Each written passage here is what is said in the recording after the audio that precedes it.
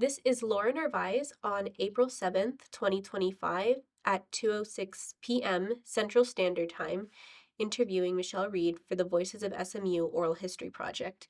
We are located in Fondren Library at the Norwick Center for Digital Solutions at Southern Methodist University in Dallas, Texas. So, Michelle, good afternoon. Good afternoon. So, just to begin with, can you please tell me uh, what your what your roles at SMU have been, and when you've held those roles. Sure. I started here August 22nd, 2016, as the assistant to the director at Bridwell Library, and I served in that role for several years under the first director at Bridwell, which was Roberta Schaafsma, or Schaafsma, and uh, and then she retired in 2018. Um, and then Anthony Aaliyah came on board as the director, and I worked as the assistant to the director for him for a few years and received a promotion in, let's see, 2022 as the operations manager. And I've been working in that role for the last 3 years or so. And then about 6 months ago, I started helping out with the Bridwell Press, an academic press that we started up with Bridwell Library. And I still serve as the operations manager, but I'm also helping out with the press now too. Awesome, thank you so much. Now, can you please tell me what year were you born and where were you born? 1977 Concord Hospital in Concord, New Hampshire. Awesome, thank you. And what was your sort of neighborhood in your community like when you were growing up? Well, actually, so first, I lived in Chichester, New Hampshire, which is very rural. Horse Corner Road was the name of the road I grew up on. We had 20 something acres of land, and we had a small farm. We had a lot of chickens, I mean, about 100 chickens. We had ducks, we had sheep. I showed sheep at 4 H, which is like um, agricultural organization. Um, we had we had a whole bunch of animals, but I loved the animals. I loved spending time in nature, in the woods. I had a tree fort, and I wrote a lot. I spent a lot of time alone, a lot of time writing. I think I was 10 years old. My mom gave me a pen and a notebook, and I've always had a hard time connecting with people, but I always connected with art and nature and animals. And so I spent a lot of time in nature with the animals and in writing. And so, yeah, I grew up in a very rural area and spent a lot of time in nature and writing. Can I ask what you wrote about? Just my perceptions of the world, my connections to nature, my thoughts, feelings, all of those kind of things. Do you still have those writings? Oh my goodness, yes. I in fact, I've been too afraid most of my life to share, my thoughts and feelings and writings and all of those things. It's only been recently, in fact, over the last Christmas break, December 29th to be exact, that I, started a Substack, and I've been sharing, poetry and prose, and it has grown exponentially. In fact, I'm excited to say that, I hit the top 100 most rapidly growing in the science category, which I guess of 35 million Substackers, very few ever get on that top 100 list. So that was an accomplishment of sorts. And my subscribers have started growing rapidly. And it's very hard for me to put my writing out there. I think as I've found some mentors here on campus, like the director at Bridwell, some of my professors, like Kate Montgomery. I'm the MLS program right now, concentrating on organizational dynamics, and she's been an incredible mentor. Um, but I've found my voice, and I've become more capable of putting my writing out there. Uh, and I think it's probably more important now to do that more than ever, to be able to use our voice. Thank you so much for sharing that. Um, I want to come back to that when we talk a little bit more about sort of like your time and your activities at SMU. But can you tell me a little bit about your family? Sure. Family growing up or family now? Family growing up, and then Um, family now. sure. Yeah. So yeah, I grew up with my mom and dad, my two younger brothers. My father was a police officer for 20 years, and then he became a U.S. Marshal for about 19 years, I think. And my mom worked at the Concord Hospital in as like a unit secretary and in cardiac services. And then she worked for the state of New Hampshire, um, doing something in the taxes department, I think, for about 20 years.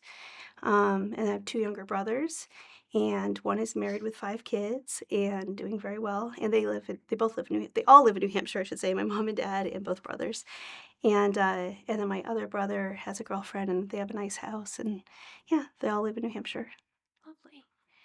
And what about your family life now as an adult? Sure. So I have a husband of 21 years, Justin, and 3 kids, my daughter Gabby, and my two sons, Joshua and Alexander. Fabulous. Thank you. Congratulations. Yeah, thank you.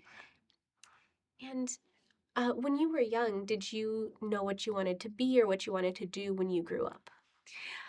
Um, well, that's a difficult question to answer because um, I think because my dad was a police officer, and I admired him. I admired his work ethic. Um, I was interested in law, and I wanted him to be proud of me, of course, and I wanted to be good. And I've analyzed this and thought back over time as I've gotten older. I thought about wanting to be a teacher or wanting to be a lawyer. And as I started to get older, I'd say I wanted to be a lawyer, and he would kind of say, "You love to argue, you should be a lawyer." And it was really just that I was very headstrong, and I would refute everything he would say. And I think it was and then as I got older, I would say, "Well, I really just wanna make the world a better place. That's what I wanna do." And he'd say, "That's not a job." And I'd say, "Well, I'll figure out what I wanna do for a job, but that's actually what I want. I wanna help. I wanna help the world." And we'd kind of argue over that. And I mean, maybe it's not a job, but that was my heart's desire. That's what I always wanted to do, was to help make the world a better place. And I think I have found my way there at Bridwell. I really very much believe in what I'm doing there. I feel like we build bridges to understanding by the work that we're doing there. So later on, what were some of your reasons for going into the military? Um, well, that's another tough one. And I'm going to be just really transparent and honest. So the day after the towers fell, 9/11, um, literally 9/12, I went to the recruiter's office. 9/11, I think everybody was just shocked. We were just the world stood still for a minute. Nobody really knew what to do. And 9/12, I felt like I just had to do something. I had gone to college for 2 years, um, couldn't find my way. I was lost and confused. The ideals at college conflicted with the things I'd been raised with. My parents are very conservative, Republican. The ideals at school were very, very different from that, and exposed me to ideas I hadn't been raised with.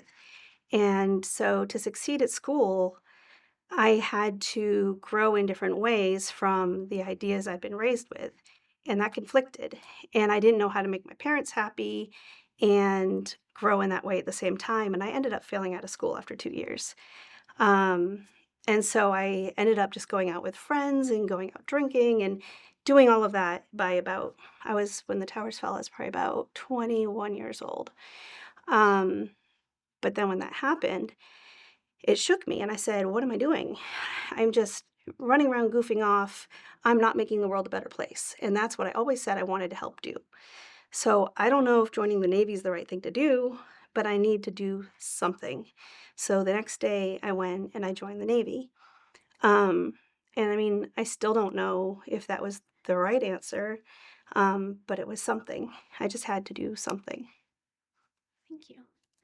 Um, we had originally scheduled an interview for April 2nd, and we wanted to make that April 2nd date work because it was a very significant date to you. And can you tell me a little bit more about the significance of April 2nd for you? Yeah.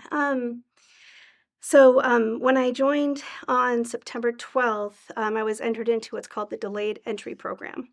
And you have to go to some classes and do a few things. And so I did all that. And then the actual deployment date was April 2nd. Um, and that's when I actually left for boot camp. That also was the day, and this was not my planning. That was the day that the recruiter happened to, it fell in line. Like that was the day they set up. I had to get on the bus and go to boot camp April 2nd. That was also the day that my father had left for the Marines, just by chance or the way, whatever, like that's just the way it happened. And it was also my grandmother's birthday, my dad's mom. So it was a very special day. It actually ended up being um, the day just this April 2nd, just, last week. Um, SMU Police gave me a civilian commendation too for my work on the Police Community Advisory Board, which was very, very special and will add to my memory of April 2nd. It's now become a very, very special day. That is special. Mm. Thank you. Thanks for sharing that with me. Um, can you describe your military service a little bit for me? So, like, the branch. You've talked a little bit about branch, but the like your role and your rank and any significant deployments. Sure. So I was a yeoman. Um, it's kind of like a legal man. I first started at Great Lakes in Chicago for training, for boot camp. And then I went to Meridian, Mississippi for yeoman A school. And that's for training to learn your rank, like your rate, I mean. And that's to learn how to do the job. And then I went to Norfolk, Virginia, where I was stationed at Naval. Well, first I was stationed at Fleet Training Center, and then Fleet Training Center merged with Naval Personnel Development Command. I was first handpicked and assigned to work for Commander Mueller as his assistant, like his uh, administrative assistant or whatever. And then Fleet Training Center merged with Naval Personnel Development Command, and I was a liaison to help merge the two commands. Naval Personnel Development Command was led by an admiral. I believe it was Admiral Moran when I helped to bring the two together. That command was a training center. Well, it was a development center that created the criteria that trained the trainers who trained the sailors. So that's why it was led by an admiral. And after a while, that switched over, and Vice Admiral Anne Rondeau, who was at the time the highest ranking female in the Navy, led that command. So I got to work with some of the highest ranking people in the Navy. In fact, Anne Rondeau she actually held my daughter, when she was a baby. Which is really, my daughter brags about that all the time. She thinks that's pretty special. um, yeah, um, I have a few funny stories from working there, if you'd like. Well, one is, I think this is kind of cool. It's not really funny, but so I've always just been kind of a self-starter, somebody who just, I don't know, if I see something that needs to be done, I just do it because it needs to be done. So people always joke in the Navy about alphabet soup, how everything is an acronym, everything. And if you're new, you don't really know what this, that, and the other thing is because everybody talks in acronyms. And you're like, what are people talking about? So I started a spreadsheet. And the internet was pretty new. This was in like what, 2002 to 2005.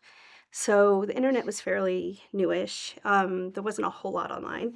Um, so I started a spreadsheet. I just started putting acronyms and their meanings, and I got up to like, I don't remember, 5,000 or something. I mean, it was crazy. It was excessive. And when I got to a certain point, um, the leaders of my command, I showed them what I had done, and they were like, "Whoa, you've been working on this just kind of on the side?" This was like beside my normal duties and stuff, and they hadn't assigned it to me. And they actually hired contractors to come in and develop an actual app for the Navy for this. And they took my work and they created an actual acronym finder for the Navy based on my work. So I thought that was kind of a cool little contribution, you know. It was neat to work in a command like that too, where they were, they would take those kind of initiatives. They were able to do that. Um, and then another funny story. This is silly. Um, so, Chief, his name is Chief Bolin, um, came to me one day, and I was a new yeoman at the time, and he says, "We can't find General Kelly." General Kelly's yeoman, or assistant. It's not in the army. It's not a yeoman. It's assistant. Can you look it up and find out who that is and give us their contact information? So again, the internet was fairly new at the time. Um, it wasn't as secure. I just start looking online, piling through whatever I can find. I found his cell phone number. I'm not kidding. And I called it. And he picked up the phone and he said, he identified himself. "Who is this?" And I told him. And he was very nice about it. He was very, very nice about it. And I identified myself. This is Yeoman Michelle Ried, Naval Personnel Development Command. We're trying to find your yeoman. I mean, I would never do that now, but um, everybody just got a big laugh out of it. His staff were rather upset, but he was thankful. He said, "Hey, I'd rather have you find it. We could take it off the internet and secure my number than have somebody else find it. So, don't worry, it's okay." Um, yeah, so no, that was just kind of a funny Navy story. That's interesting. Thanks. Um, what are some of the really valuable skills that you acquired being in your position and then being like just in the military? um, Learning how to talk to people, learning how to use the computer. I generate a lot of travel orders. I send people all around the world. There's a meeting center in Waxahachie. I sent people to Waxahachie from around the world, from the Middle East. A lot of people in Bahrain would come to Waxahachie for meetings. Um, uh, Organization, attention to detail. That's a big one. Um, oh, and you know what? The most important thing is learning. How do I put this? Oh, I didn't have a lot of exposure to perspective growing up in New Hampshire. Um,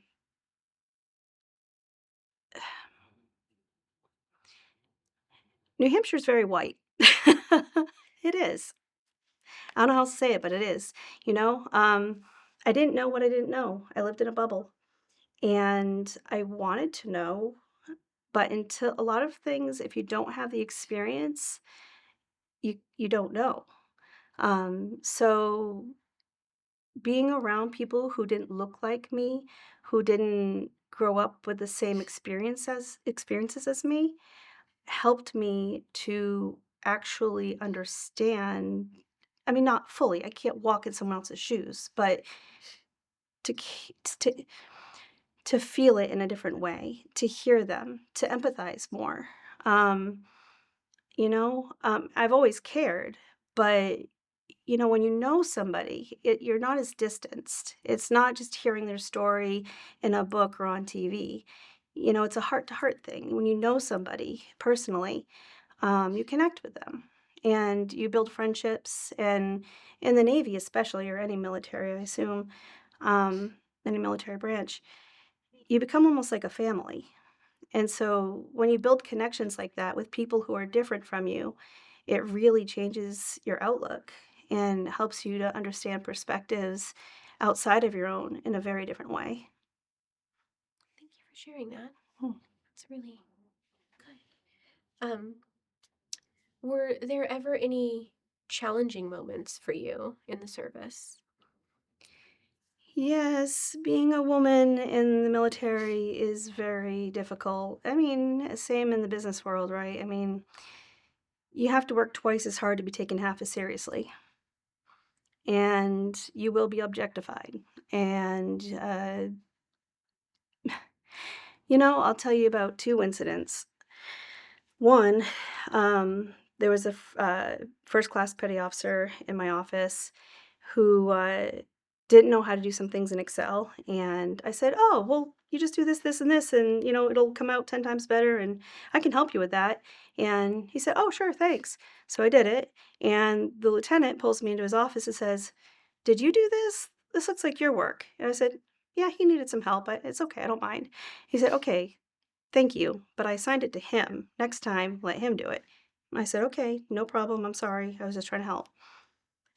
So the next day, the first class petty officer says, "Come outside with me." I'm like, "Okay." So he's my senior. So, okay. So I go outside, takes me out to the smoke pit, takes me out behind a big dumpster. This guy's twice as big as me. Takes me out behind a dumpster in my face and tells me, "You're going to do my work for me and you're not going to tell the lieutenant anything." So I tell him, "Oh, okay. Yeah, of course. Sure. No problem." We get back inside. I go right to the lieutenant and I'm like, "Oh, this just happened." I never saw him again.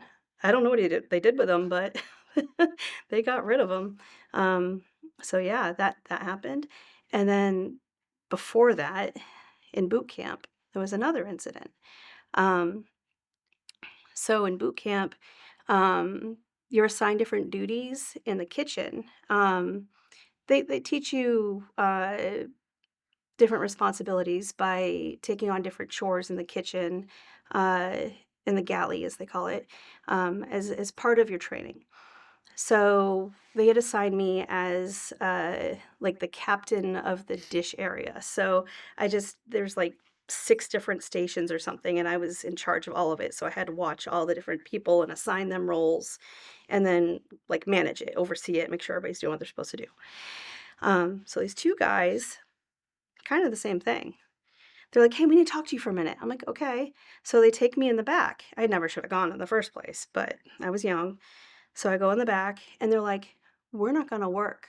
You're not gonna do anything about it." So I pushed my way like in between, they were standing together, and I pushed my way in between both of them and around the corner, and there's a chief sitting in his office. I just barged right into his room. He was on the phone. Or maybe he was I don't remember what his rank was, but anyway, I barged right into his office and he starts yelling at me and I just yelled over him. And I'm like, they had run after me. They were right behind me. So I just start yelling over the officer who started yelling at me. And I say, "These guys are trying to intimidate me. They tell me they're not gonna work and now they're chasing me." And like, so he changed his anger from me to them and dismissed me and went after them. So yeah, it's not all,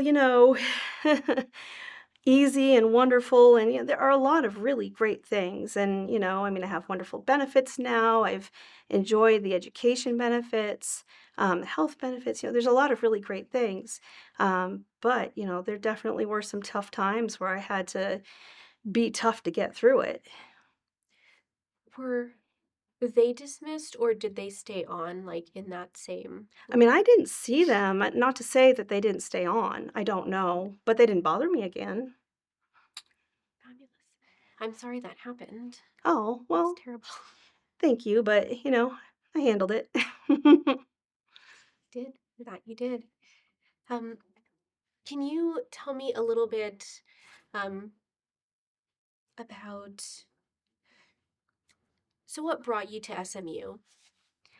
um, Fate, the universe, I don't know. Yeah, I don't know. I just I worked in technology as an operations manager for several years, and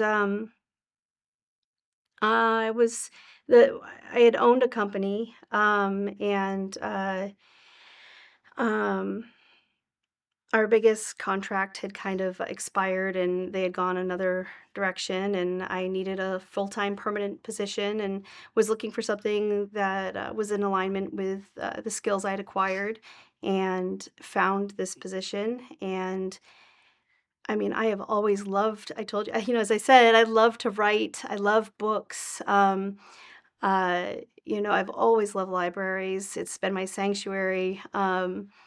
And I love to learn.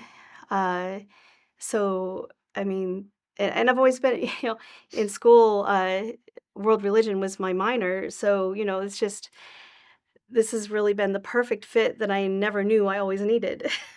This really has been a dream come true. I love my job. I love SMU. I love my degree program. I couldn't have found something better if I tried.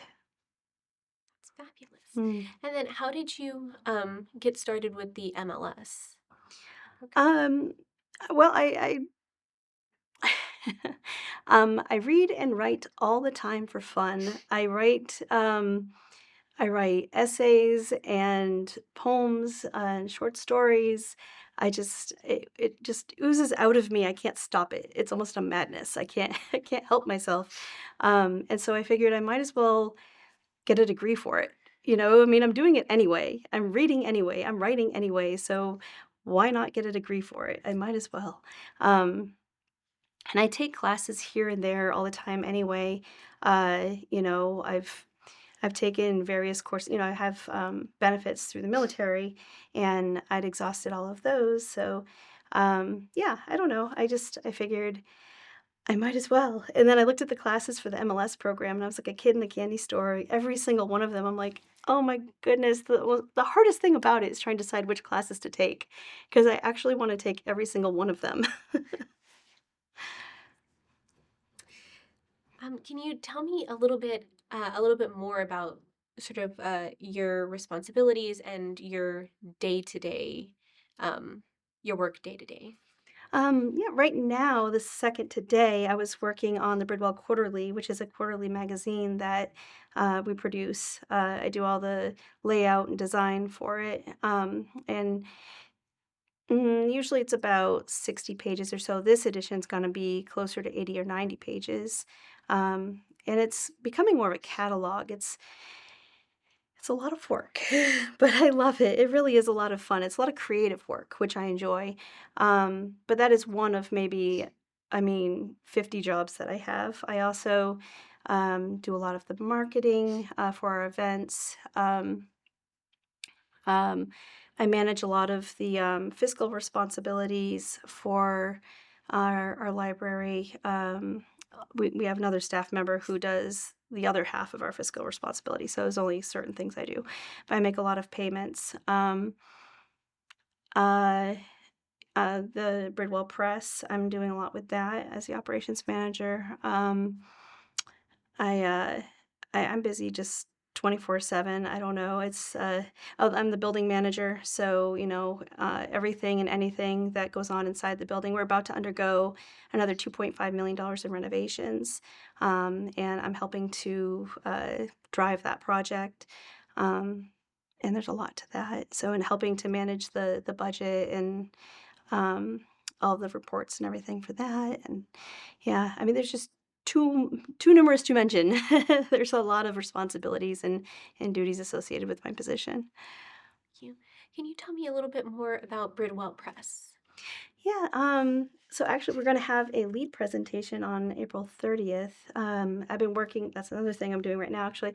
I'm creating a presentation to discuss what we do and who we are.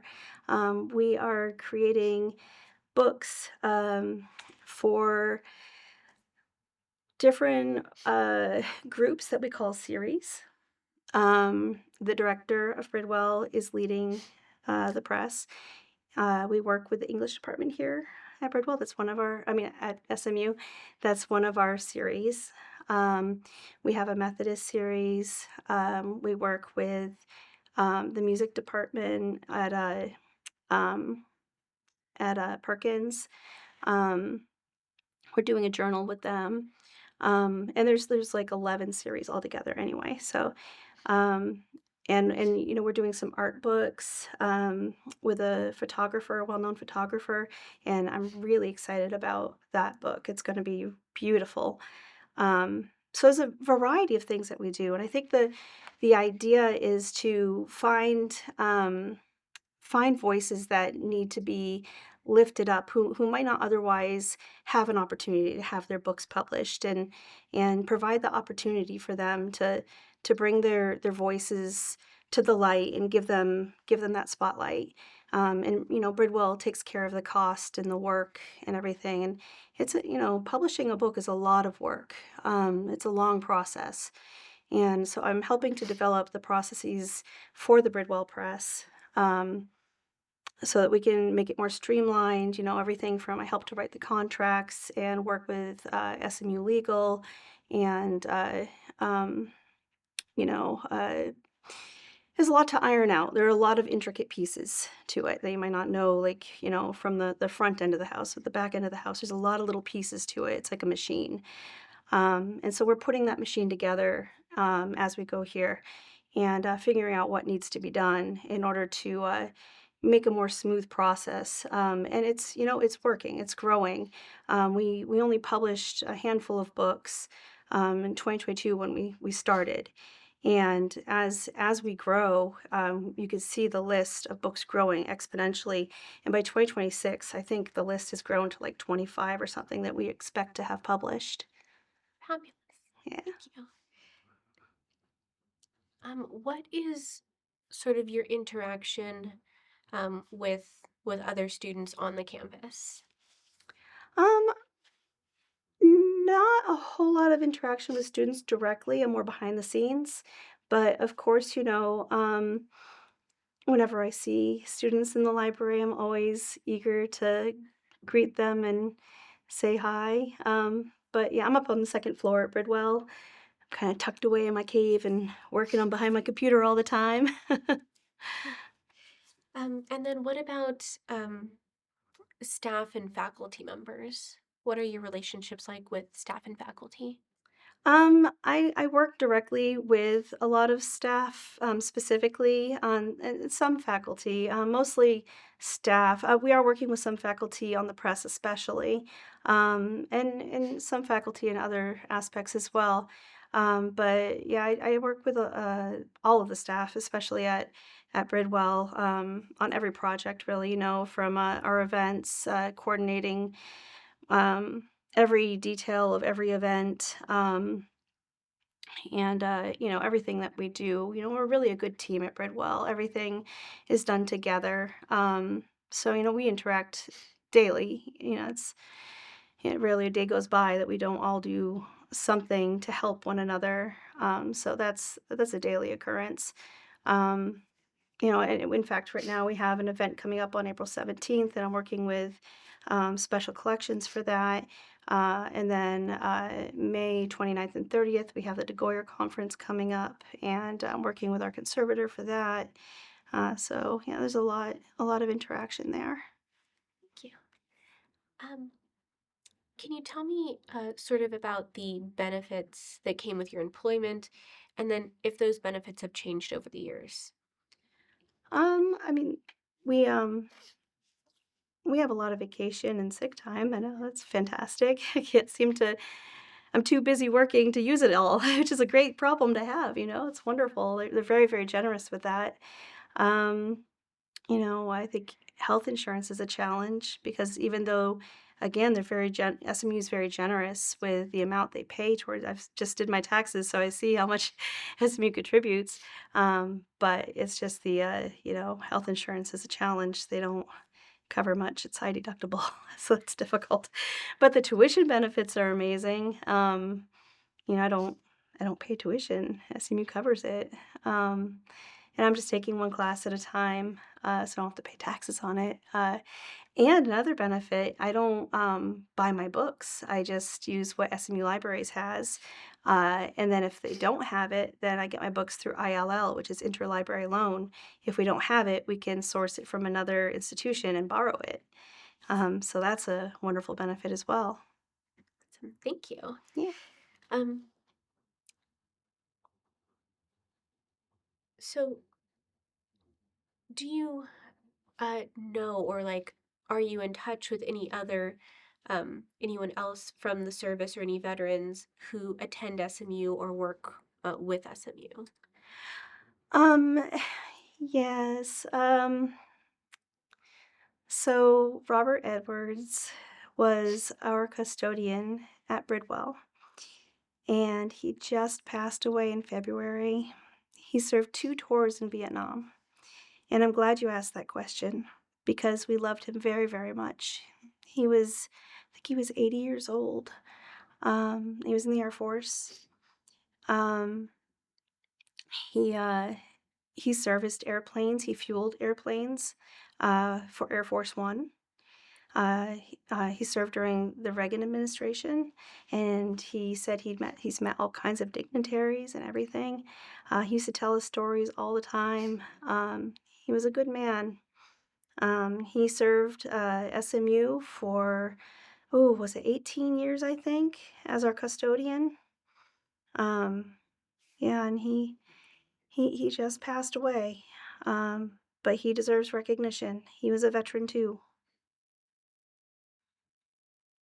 Thank you so much for sharing that. Yeah, thank you for asking. Yeah, I appreciate that. Um, do you here at SMU have any mentors that you look to for guidance, either, as a student or, in your role in the libraries? Definitely. I don't know where I would be without I would name 3 people specifically. Um, Anthony Elia, my boss at Bridwell Library, the director. Tracy Ann Allred at Perkins School of Theology, and Kate Montgomery, at Simmons, the Human-Centered Interdisciplinary Studies. She's the director of the department. The 3 of them have been incredible mentors. Just helped me through the hardest, most difficult times of my life, guided me to be confident, to believe in myself, uh, believed in me when I didn't believe in me, and lifted me up. Yeah. And how did you find like these people, and like um what kind of like drew you in to, I guess, what made you realize that they would be good like mentors for you? Well, I feel like all 3 of them in different ways have taught me what it is to be part of a community. Um, I feel like I've struggled with that concept. Um, and because I've always been a little bit of a loner and always kind of related to animals and nature and art and that kind of thing. It's just my nature. It's who I am or who I've always been. I've always found it difficult to connect to people and community. And I found a little bit of that in the Navy. I found my way to community because it's inherent to being in the military. You have to be part of a team. And in my family too, I found some of that. Um, but it's different when you're not when you're just part of a group like work or something, you don't necessarily have that same community feeling. But I feel those mentors I just mentioned brought that feeling of community and drew me in and made me feel like I belonged. And I think they do that for a lot of people around here. They're all 3 those kind of people. Um, they're very special people. Thank you. How well do you see yourself, and how do you see yourself reflected in the faculty and administration and in the student side of things? Um, well, I served on the SMU Staff Association, and most recently I served on the SMU Police Community Advisory Board. So I've tried to connect with the community in a variety of different ways. Because 'cause, I want to be connected to the community in whatever ways I can. I spend a lot of time in my office, working very, very hard, and it can be a little isolating, and I don't even though I'm helping with, events and connecting with the community in that way, I'm very much behind the scenes making the things happen. So in order to be more directly tied to the community, I try to do some outreach, things in that kind of way. Lovely. Thank you so much. Is there anything that you believe that uh, the SMU community, either like the students, faculty, administration, um, can do better or should continue to be doing? Um,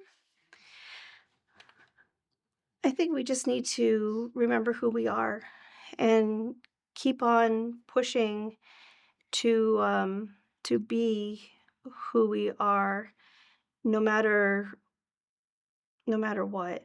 And I know that can be challenging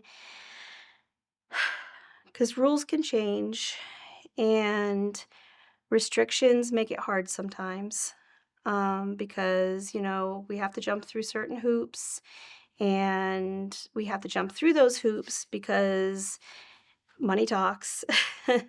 And we have to have money to do the things that we need to do to have, research from money for research and all of those things. And there are certain restrictions and, all of that. But none of that matters if we don't remember who we are. Thank you. And what issues do you sort of see facing the SMU community currently? Um, well, I mean, it's the same thing. It's the same thing. Um, and I want to be careful about how I say what I'm saying. Um, but I think everybody has a place at SMU. And the same thing I was talking about before, belonging is important. And everybody belongs here. Everybody. And everyone needs to know that. Everyone needs to feel welcomed. No exceptions. Um, well, except for the paradox of, tolerance. We need to keep that in mind, because accepting intolerance is not tolerance. Thank you. And have there ever been any moments of frustration for you as like a member of the SMU staff? Um,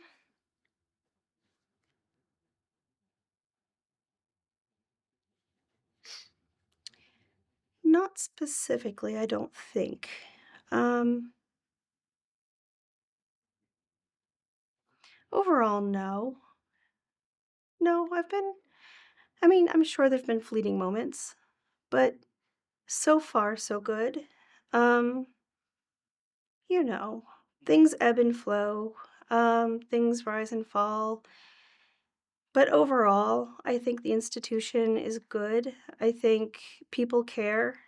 Um, and Perkins, where I work too, it's always been a little revolutionary. They've always been the first to do the good things, and I feel very fortunate to be connected there. Um, I don't know. I think there are a lot of good people around here. Thank you. So, sort of a little bit more in line with that, what have been some of your most memorable and most loved like experiences at SMU? Um, well, I remember we did a unity walk a few years ago and just kind of walking arm in arm with everybody and um, serving on the staff association as the vice president of marketing. When I came here, I had come just after, I came in 2016, and it was just after there'd been some major cuts, and I had heard a lot of people had lost their jobs, and there was a lot of sadness on campus. And I could feel the morale. It felt low. Um, and I had missed it. I wasn't here for it, so I didn't see it myself, but I just heard the stories. And so, like a year after that, it just still, it didn't feel good. I could feel the energy, and so that's why I it's an elected position, so I nominated myself. And, I'm not the kind of person who does that, but I was just like, "I need to do something." And I am that kind of person. I'm the kind of person who'll say, "Well, something needs to be done, so I'll do it." So I did, and, I got elected. So I served as the VP of marketing, and, I kind of feel like I had some naysayers that were like, "Well, you can't do that," but I blew them all away, and I did a pretty good job, and then I ended up serving for several years, and, uh, and through doing that, was recommended to serve on the SMU Police Community Advisory Board, which is a board that was created in 2022, I believe, 21 maybe, right around there. Um, and that board was set up, oh, you know what, maybe it was 20, might have been 20, because it was right around the time of the protests and everything. Um, and that board was set up to help bridge the community with the police and find the concerns of the community and bring them to the SMU police so they can learn to do better and the community's concerns can be voiced in a safe, non-biased way and an anonymous way too, so that everybody feels heard and nobody feels threatened. And so I helped to act as a bridge and bring the information back and forth. And as my father is a police officer, I felt like I understood their point of view. But as somebody who's attended a lot of protests and is very outspoken and passionate and an advocate, I felt like I also understood this point of view. So I kind of was the right person to be in the middle. I see. And when you refer to the protests, are you referring to the earlier Black Lives Matter protests or the George Floyd protests, or the protests that took place after George Floyd? I went to all of them. So yeah, really all of the above. Okay, I see. Thank you. And do you remember by any chance what year the Unity Walk was? Oh, I don't remember what year it was offhand. I'd have to look it up. Oh, that's all right. But, I mean, I feel like all of that happened around the same time frame. It was here on campus, it was right down the boulevard. Okay. Which boulevard? Just for Oh, Bishop curiosity. Boulevard. Bishop Yeah. Boulevard. Okay. All right. Thank you. Yeah, and the Muslim ban too, that was another protest. I stood in the airport and actually, well, okay, couple things here. I stood at the airport, DFW, holding an American flag. There was another vet there too, Army vet. He was holding this giant flag over the exit, welcoming people as the Muslim ban had been put in place. And I went there like 10 o'clock at night, and his arms were getting tired. And I was like, "Hey, I'm a vet too. You want me to hold that for you?" And he's like, "Oh, thank you. My arms are getting so tired." So I went over there and I held it for him, and I was holding it for a while. And yeah, it's just such an awesome moment. And another guy snapped a picture and then sent it to my phone for me, so I have a picture of it. Um, and then I found out later, like years later, my sister-in-law, who's an immigration attorney, she was actually in there helping people come through. But I didn't even know her at that point. It was just such a funny coincidence. Do you remember the date that that took place on? I can look it up. Yeah, I don't remember offhand, but I can look it up for sure. And if you're willing, I would love to. I'm sure that myself and the team would love to see that photo. Absolutely, yeah. I can Thank you. find it. Sure. Thank you. Um, what resources and communities, and you've spoken a bit to this, but what resources or communities have helped you thrive here at SMU? Um, resources and communities. Um, I'm not sure. Uh, I mean, Perkins again, Perkins and Bridwell. I spend a lot of my time down that neck of the woods. um, and just having served on the staff association, I did a lot of work with them. And then again, the police community advisory board. Um, I just I think that's about it. Um, But yeah, the Perkins and Bridwell, they're home to me. They are. They're my community. They're like my second family. That's lovely. Mm. And how supported have you felt by the university as a whole, um, just generally, or even like in times of uncertainty? Yeah, no, very much, I think. Yeah, I mean, during COVID and there I think even during ice storms or anything, they'll always send out messages and I think they try their best to make sure staff and everybody, students, faculty, everybody feels supported and informed and um, I think there's an air of caring for sure. It's a little it's a little unsettling right now because we have a new president and apparently a new provost coming as well, as we just learned today. So that's a little unnerving, but hopefully all good things. We'll see. And do you think that there are any places for improvement? Oh yeah, of course, yeah. I don't want to be cynical, so I got to be careful what I say, but I mean, everything in balance, right? I mean, uh, I,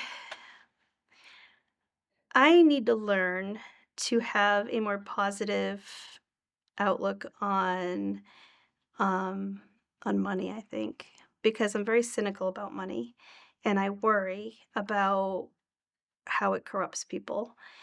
But I recognize too that money can it can can be influential and it can wield power in positive ways. And I mean, if we don't have money, then how can we do things? How can we have the power to do good things? So, we need money, we need power, we need to be able to do the good things. So, I need to not be so cynical about those kinds of things. Yeah. So, I think those are just some growth edges for me. Thank you. Um, and of sort of like the people that you interact with on the campus and kind of like just your general day to day, um, are many of them aware that um, that you've served? Probably more now because Maria Dixon Hall did a um article about my service just recently in her new Bridges publication. I don't. Did you happen to catch that article? I have not yet. No, she put it out. I don't know, November, I think. And it went out online in everybody's emails. Uh, but otherwise, I mean, I think people who know me that I work with know, but otherwise, I don't, tell people usually. But yeah. I see. Um, and you've spoken a little bit to this, but in particular, like how has your military experience prepared you for some of the things that you deal with in your current role?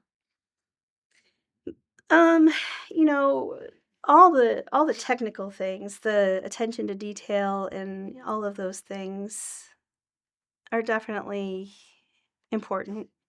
Um, and and the ability to stick it out and, like in boot camp, oh my gosh, there were moments when you want to quit, but you don't. You just keep going. There's almost like this switch in your head that turns off or on or whatever, and you stop thinking and you keep going. And I don't know, I learned how to do that in boot camp, and I could still do that.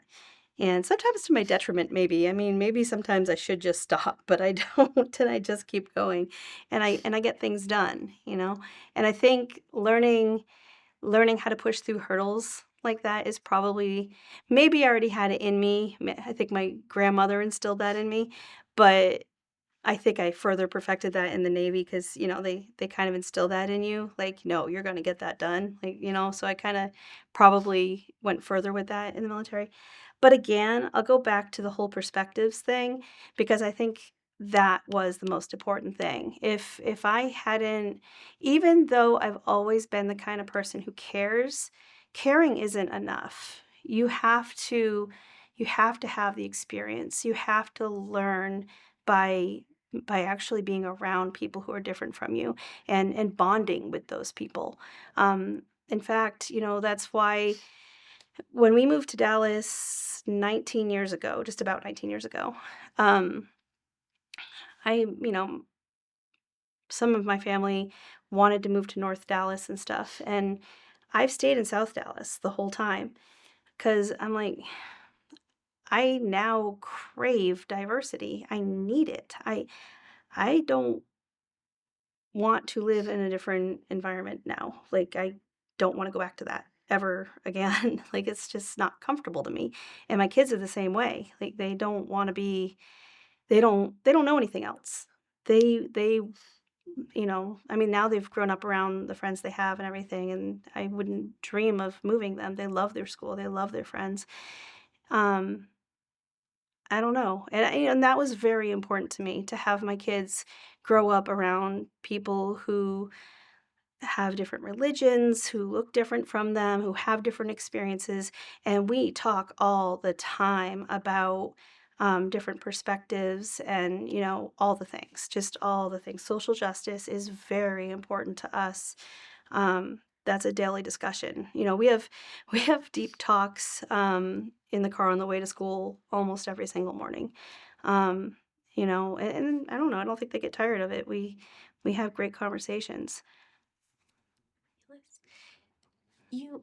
You mentioned your grandmother a minute ago, and sort of like the sort of hand that she had in shaping parts of you and like who you are. Can you tell me a little bit more about her and about that role she had in your life? Yeah, so, um, when I was very young, she had a house on our property, on that small farm that we lived on in Chichester, and, uh, I so I had a magical knack for finding four-leaf clovers. That was my thing. I mean, I could just find them anywhere and everywhere all the time. And she had books. She had so many books, bookshelves everywhere in her house. And whenever I'd find one, she would press them in her books for me. And I remember one time she was staying there, she was talking to my mom, and she said, "I bet if you look behind my heel right now, you would find one." So I went down and I picked one right behind her heel. I really did, it really happened, and so she pressed it in her book, and yeah, she she was a determined, strong-willed, feisty to a fault. Like, she sometimes would say things you shouldn't say. She coulda used some refinement, but her spirit was very strong and determined. And, I admired that, and I feel my cousins and I both, we all feel that we inherited some of that from her. Um, in fact, I wrote about this just recently, but, and I feel that it's our legacy to carry that forward and refine it and, make that light brighter, and, learn from, you know, our experiences so that we can make that light brighter and stronger and, you know, and grow that light.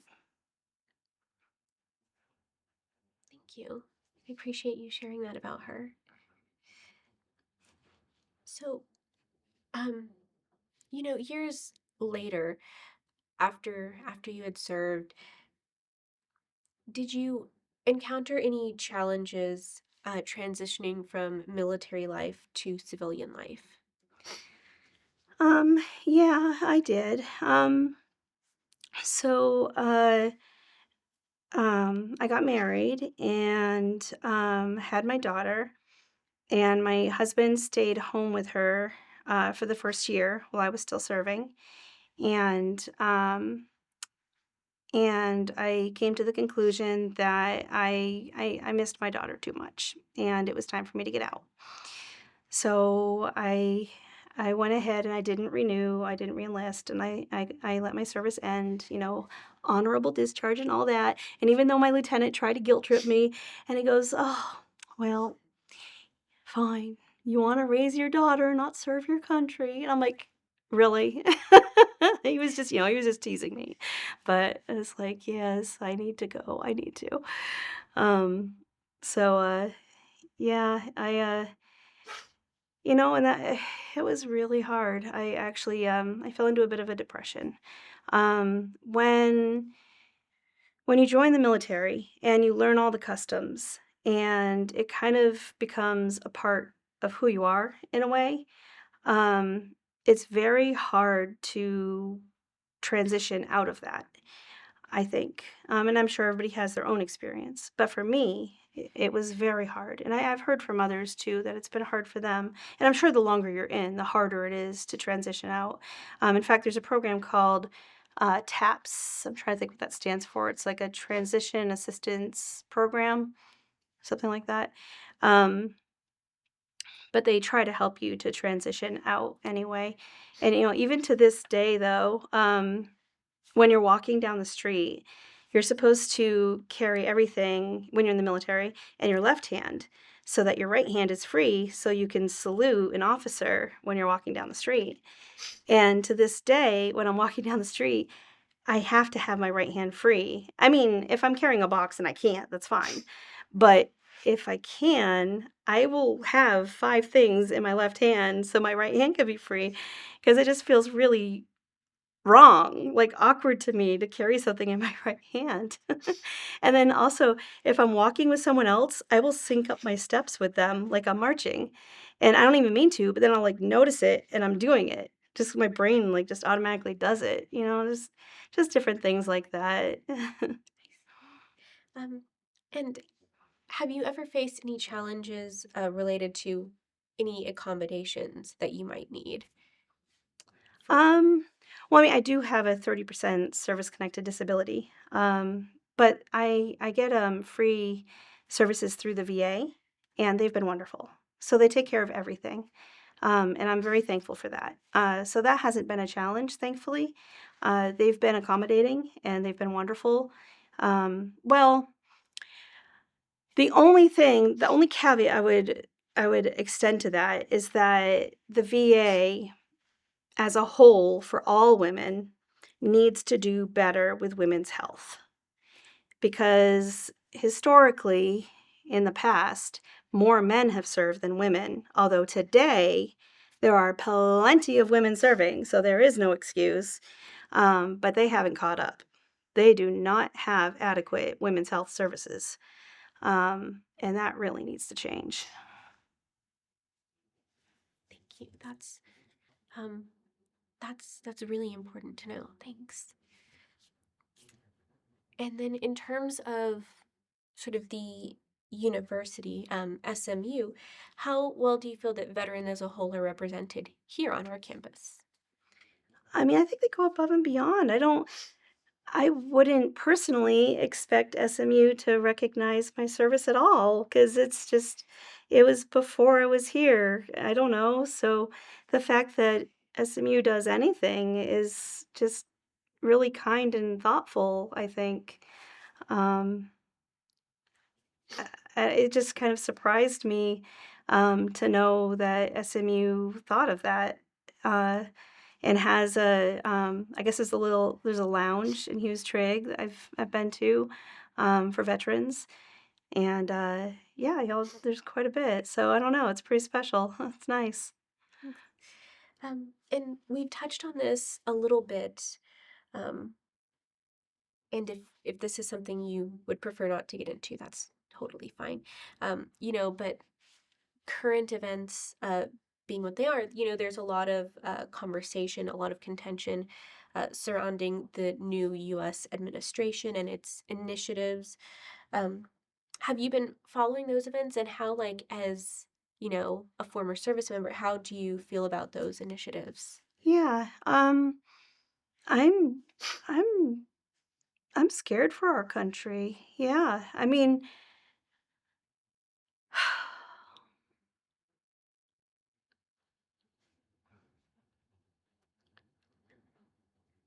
oof.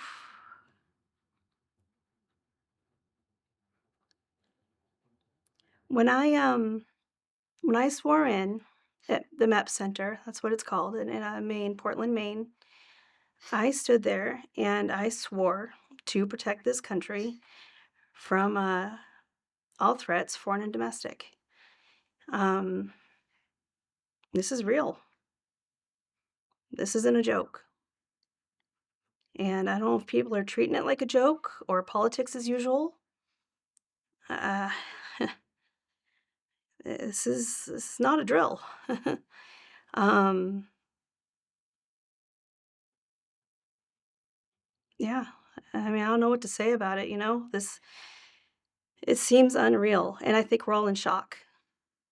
Um, I think ICE is the modern Gestapo.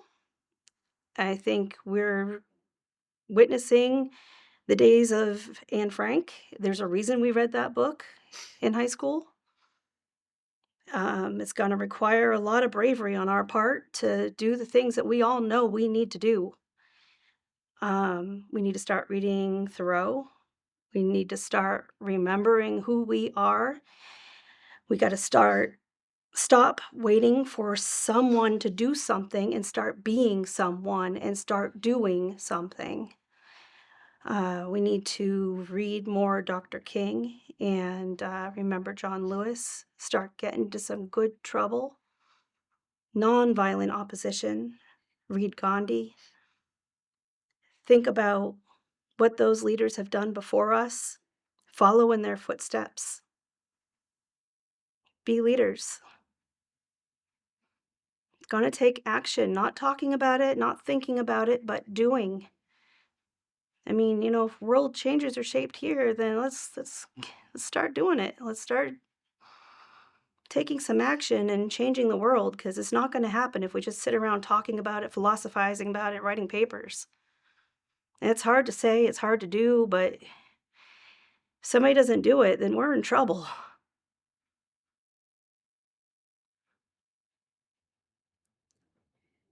Thank you, Michelle. I appreciate you being so candid. I do. When you reflect on your time at this university, how do you feel about it? Um, I don't think there could have been any other way. This is my path, and I'm thankful for it. Thank you. You've answered, so many of my questions today, but I want to ask, is there anything that we haven't addressed or that we haven't talked about that you feel is important to discuss? I don't think so. I'm thankful for this opportunity, and you've been wonderful. Oh, thank you. Yeah, I hope I answered everything well. I appreciate this. Yeah, absolutely. It's been a pleasure talking with you. Thank you so much for coming in and sitting with us for this interview today. Of course. Thank you for the opportunity. Of course.